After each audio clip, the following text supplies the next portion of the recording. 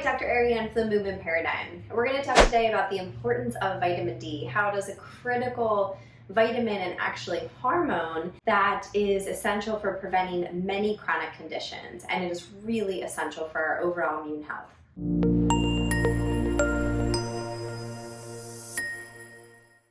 By definition, again, vitamin D is considered a hormone because after we are exposed to sunlight, our bodies are going to synthesize vitamin D and it is activated by the liver and the kidneys. Then the activated form of vitamin D is going to help to regulate the metabolism of calcium. So deficiencies in vitamin D can contribute to many chronic conditions such as autoimmune disease, osteoporosis, preeclampsia, muscle and joint issues. The list is very extensive of how many things it can affect.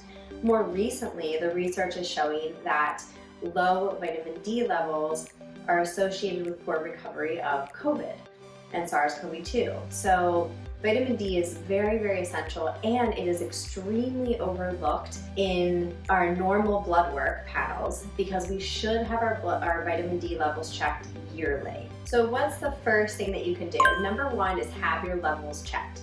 So you want to either ask your medical provider, functional medicine provider, medical doctor, registered dietitian who can direct you appropriately to getting your levels checked. So then you want to determine where are you. So if you're severely deficient, your level will be under 10. If you are deficient, you are under 30. And these are serum values. 30 to 50 is suboptimal, and optimal is going to be 50 to 80.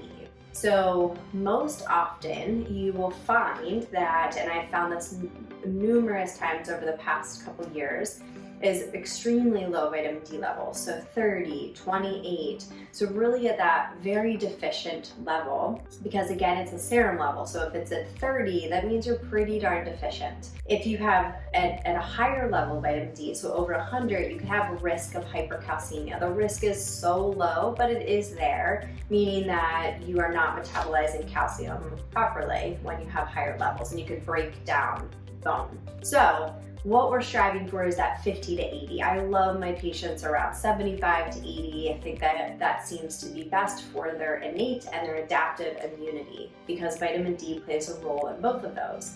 So they're able to fight infections better. They're able to tolerate viruses and bacterial infections that may present themselves. So what do you do after you have your levels checked? This is going to determine how you need to supplement. So for example, if you are extremely deficient, so if you are 30 or under, I always recommend that my patients get a prescription dose of vitamin D. So that's 50,000 IUs once a week for at least 4 weeks, and then you would reassess your levels. That way you can get a good idea of how well you're absorbing your vitamin D. And simultaneously, you can start to work on some of the root causes of why that might not be happening. Sometimes it's simply you're just not getting enough. You're not getting enough sunlight, you're not getting enough food sources, and that's why your vitamin D is low. Other times that can also be related to absorption.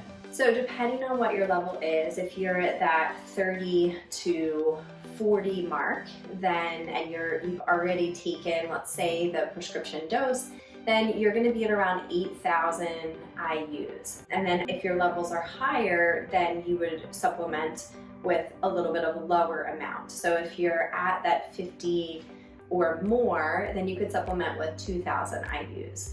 So this is all dependent on getting your levels checked regularly. So it shouldn't be a guessing game. It might take 6 months to a year or even more to figure out exactly how much you need to take, let's say during the winter months compared to the summer. But once you're able to figure that out with consistent testing, then you should be able to maintain an optimal vitamin D level. So now let's talk about sources. So there are a few food sources that are a bit higher. Number one is cod oil. So this is something you can supplement with. You can, whether that's liquid version, gel cap version, or you could consume cod oil. So cod oil is one of your best sources of this. And so it provides about 1,400 IUs.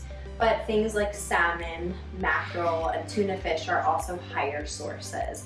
There are other food sources, but they are much lower. So you want to try to, if you're aiming to get some through food, you want to think about some of those higher sources on a regular basis. So your natural production of vitamin D is going to come from the sunlight, and that comes from this natural pinking from the sun. With that said, it does depend on your age, how much of your skin is covered, and even your skin tone.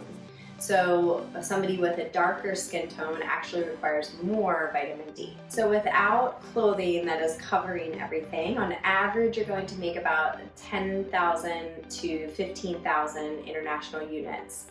So if you have everything covered when you go outside and you have SPF on, unfortunately that is going to block the sunlight, which ultimately is converting to vitamin D. So the last thing to consider is your absorption. So why might you be supplementing with vitamin D and you're trying to eat the sources, you're exposing yourself to sunlight, and your vitamin D levels aren't budging too much? Well, this is where we start to begin to look at other factors. So for example, of course, are you getting enough of those things? So are you getting enough sunlight and you're exposing enough of your amount of skin? Are you having some kind of malabsorption from the food that you're eating, the vitamin D sources of the food that you're eating? Are your liver and kidney not able to convert to vitamin D? So there could be lots of different things. Any kind of GI issue like celiac or Crohn's, so IBD, IBS, those types of things could affect your ability to absorb and or convert. So all things that might need to be considered when you're monitoring your levels. So as you can see, vitamin D is very important to monitor regularly. It affects so many aspects of your immune system and overall health that it is necessary that we monitor and we supplement as appropriate. We're consuming foods, we're doing all the right things to ultimately optimize our immune health. So I hope this was helpful. If it was, give it a like and give it a share. Of course, subscribe to our YouTube channel, The Movement Paradigm, for weekly tips on mindset, nutrition, and movement. And if you need help working through some of your own health issues, please reach out. We would love the opportunity to help you.